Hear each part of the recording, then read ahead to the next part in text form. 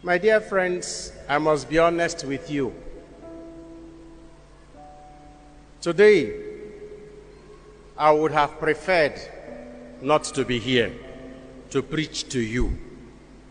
Today, I would have preferred to lock myself up in my chapel before God alone, to weep and to pray. To weep and to pray for my nation, where darkness has descended. To weep and pray for my church that is being stifled out of existence in the world and also in Nigeria. To weep and pray for Deborah Emmanuel, who was killed because she found herself in a part of Nigeria she thought was home, but it wasn't.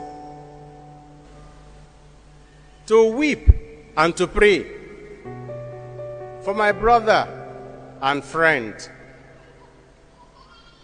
Bishop Matthew Hassan Kuka, the world-acclaimed voice of the voiceless, who has now become soft target for those same voiceless people who see him as part of their problem rather than as part of the solution. To weep and to pray for the poor, miserable murderers of Deborah, who have been left uneducated and unemployed deliberately so that they can be manipulated, brainwashed, and instrumentalized for political ends by religious bigots and political egoists. To weep and to pray for people who should be leaders, religious leaders, who enjoy being ambivalent in the condemnation of evil when it is perpetrated by one of them. To weep and to pray for our political leaders, under whose watch this nation has crumbled, and they keep looking for whom to blame for the mess in which they have put all of us. I would have preferred not to be standing before you here now to tell you about love. The liturgy of today instructs every Christian and every Christian preacher to reflect on the essence and the meaning of Christianity, the love we should have for one another. But how can you preach love in Nigeria?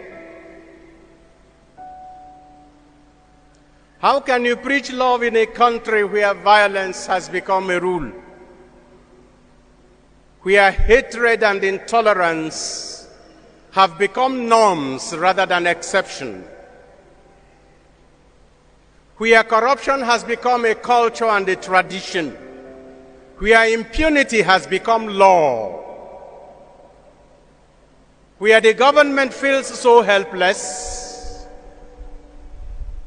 that it is now appealing even to religious leaders to talk to non-state actors so that they will not make this security situation in our country worse. Those were the words of the Vice President of Nigeria while he was speaking to all Catholic bishops of West Africa gathered in a meeting in Abuja. he addressed us 2 Tuesdays ago. And we are wondering how a presidency could publicly admit that they have lost control,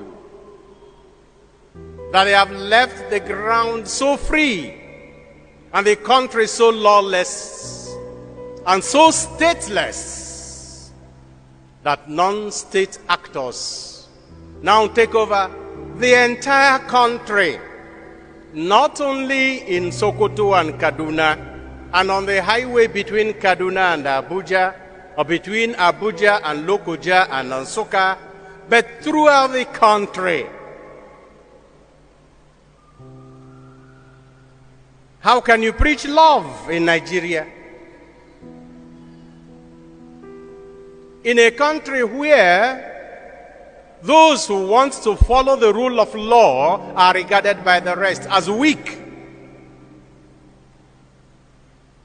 How can you preach love in Nigeria? In a country that claims not to have any state religion, but constantly places a religion in an unhealthy advantage over others. How can you preach love in Nigeria, where a few people have collected what belongs to everybody and they are doing with it whatever they please? How can I tell Nigerian students to love their neighbor, love their country, love their leaders, when their parents have paid their school fees and they are sitting at home? In a country where the ruling party, within a space of less than 2 weeks, can rake in from 27 persons 26.3 billion naira collected as fees for presidential nomination forms. And the same ruling party is unable to finance our education properly, such that our teachers are at home and our students are roaming the streets. How can you preach love in Nigeria, in a country where members of ASU, hear me well, members of the academic staff union of universities in Nigeria have collaborated with INEC to install misfits in power in this country because they have collected money. All the electoral officers who installed the present ruling class in Nigeria are professors of our universities and members of ASU. And INEC chairmen for many decades have been members of ASU. And whom are we blaming?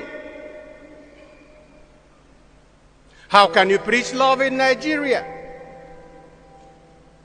in a country where forgiveness is regarded as weakness? In a country where when you bring the light, you are accused of exposing darkness? In a country where when you love, you are seen as being stupid? I would have preferred to stay at home and weep and pray for this country. But I can't.